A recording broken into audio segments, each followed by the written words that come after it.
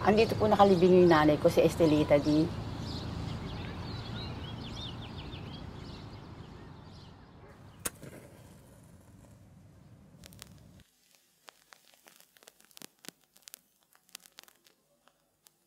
Si nanay namatay noong November 24, 2024. Nagkasakit po siya sa puso. Namatay si nanay nung 94 years old na siya noon. Ito pag nakikita ko itong picture na to, sabihin ko, ay ito si nanay oh. Nag-rally kami sa US Embassy oh. Pagod na pagod. Kaya nakaidlip siya. Matatanda na kami, ang iba hindi na makakalakad at ang hinihiling namin ay katarungan.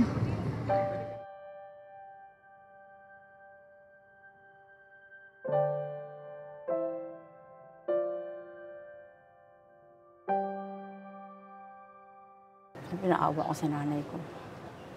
Pero mo, matanda na, nagrarally pa. Para makuha lang hostisya. Pero hanggang ngayon wala pa. Namatay na rin siya.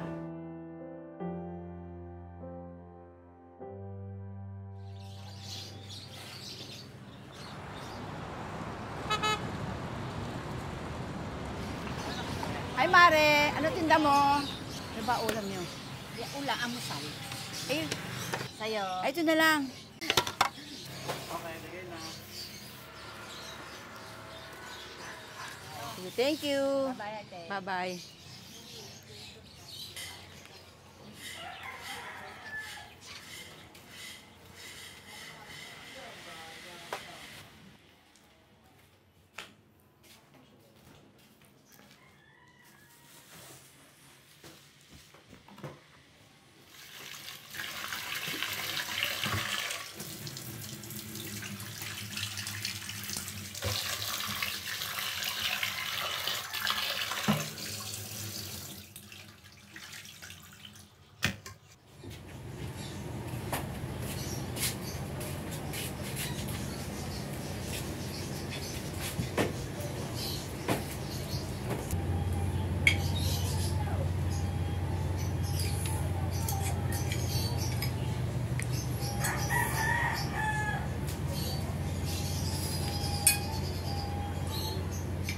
Nanay, gagawin niya lahat.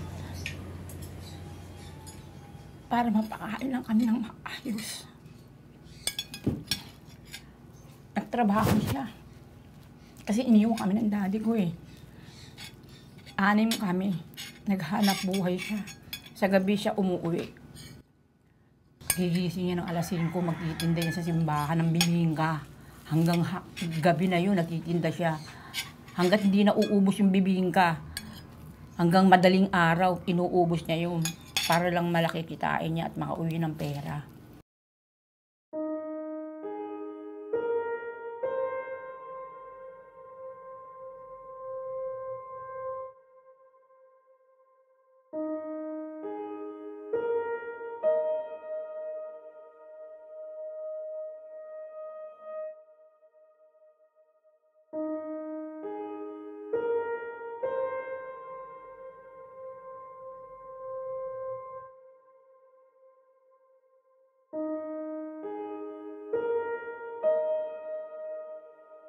Hindi nga namin alam ba't umaalis si nanay nun. Alis si nanay, hindi namin alam na comfort women si nanay. Nalaman namin, nag-rally si nanay, nakita namin sa TV.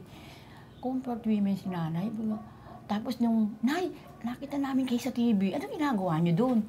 Hindi siya kumibo eh. Tapos nung parati namin Nay, ano ginagawa niyo doon? Bakit gano'n sumasama kayo doon? Tapos pinagtapat niya. Lisa, may pagtatapat ako. Comfort women. Ha?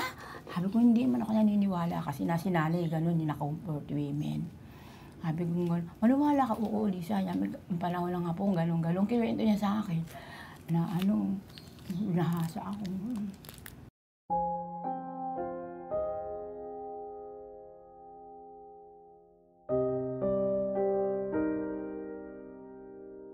Maligaya kami nga mamuhay sa loob ng asyenda.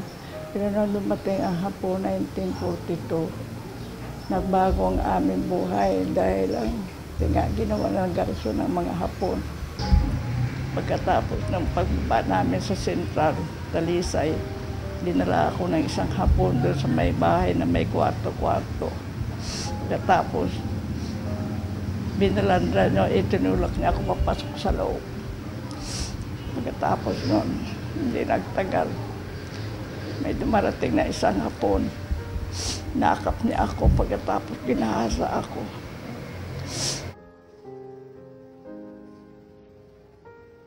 Years old na si nanay nung nakuha ng hapon. Sila nanay kinuha. Dinala sila. Dinala sila sa garrison. Dinala si nanay sa kwarto, hinalikan kung ano-ano ginawa doon sa kanya. Nanlaban siya. Si nanay pa, ano yun tomboy-tomboy yun Nanlaban siya. Hanggang sa, wala naman siya nagawa Ang ginawa niya, ang ginawa ng hapon, inuntog siya. Inuntog yung ulo niya Nanghihina daw si nanay, parang hindi niya nakayanan. Hanggang sa naghahasa na siya ng hapon. Pangalawang hapon ang pumasok sa kanya. Ganun din ang ginawa sa kanya, ginahasa din siya. Hanggang sa nag-umaga, laging ganun ang ginagawa doon sa kanya. Nakakadalawang hapon nga siya sa isang araw O minsan 3 pa nga. Kaya wala naman siya nagagawa. Pero hanggang 3 linggo lang naman siya doon.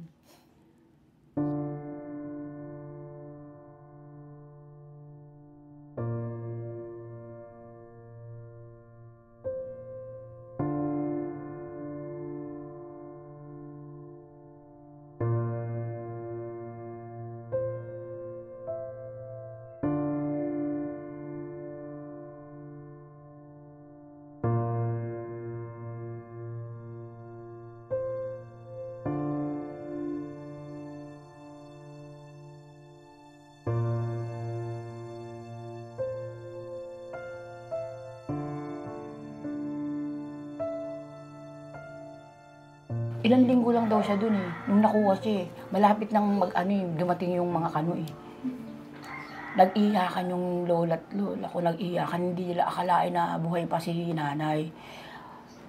Ang alam nila, patay na si nanay. Nung dumating si nanay, doon sila nag-iyakan lahat, hindi sila makapaniwala. Kaya, gano'n na ng gano'n, sa araw-araw pag naaalala ni nanay, ang ginawa ng lola ko, mag-aral ka na lang uli. Pinag-aral siya. Pero hindi rin siya natapos. Elementary pa rin siya noon Hindi pa rin siya natapos noon hanggang sa umuwi siya ng Maynila, nagtrabaho na lang siya. Lumuwas siya dito sa Maynila, nagkakilala sila ng daddy ko. Bago nagsama sila ng daddy ko, matagal.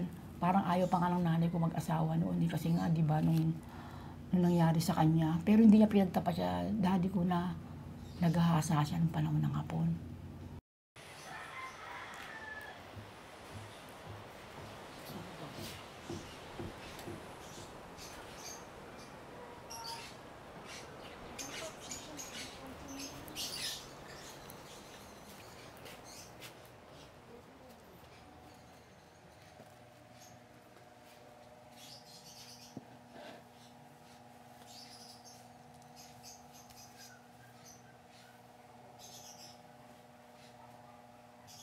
Itong damit na to, lagi niyang isinusuot to kapag pumupunta siya sa opisina, sa lola's house. Pero meron pa rin siyang isinusuot, kaya lang ito mas madalas niyang isuot. Noon nahihiya si nanay ko, ayaw nga niyang lumantad Pero nakita niya na may mga lola na lumantad naman, lalo na si Lola Rosa, di ba? Unang yun yung lumantad na ano nga yung balita na yung comfort women, gano'n, hanggang sa sumama nga si nanay dyan.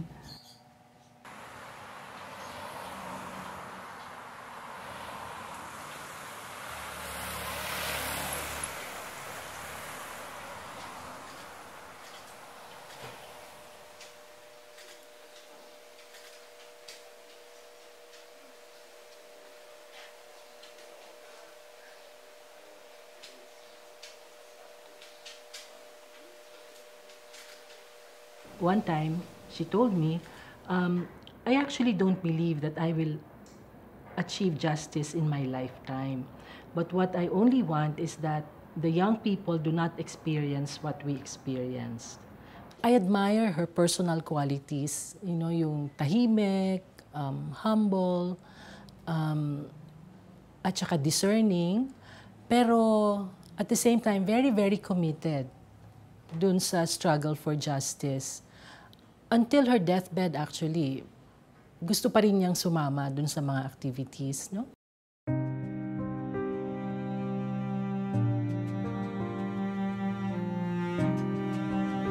She told me the tragedy, the suffering, the pain that we had to carry for almost about 50 years before they came out was something that she did not want the young people to experience.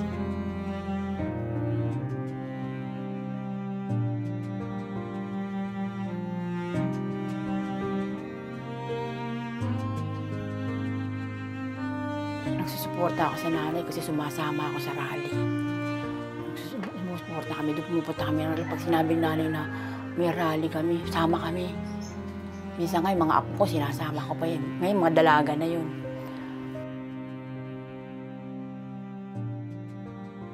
Ang gusto namin mangyari, humingi sila ng paumanhin sa nangyari sa mga comfort women at itala nila sa kasaysayan. At humingi sila ng paumanhin sa mga naging biktima nila ng panggagahasa noong panahon ng Hapon.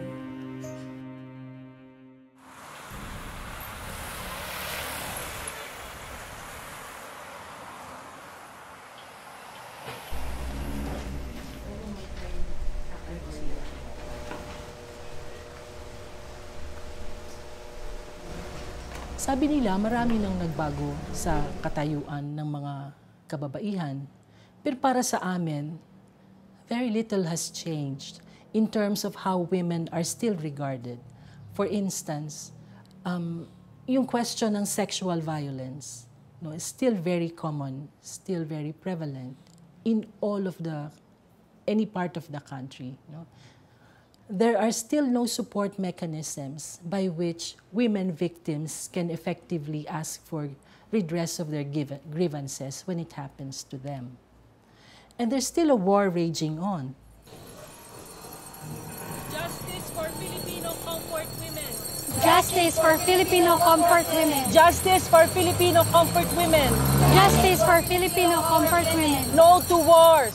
No to wars! No to wars. No to wars. Justice for Filipino comfort women.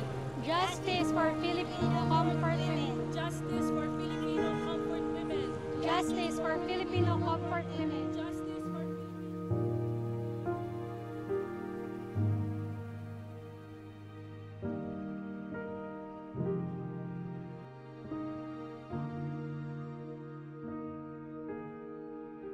Nay, huwag kayong mag-alala. Nandito pa rin ako. Lalaban pa rin tayo para makuha natin ang hustisya. Pero ewan ko kung makukuha pa rin natin ang hustisya hanggang ngayon. Wala pa. Mahal na mahal kita, Nay.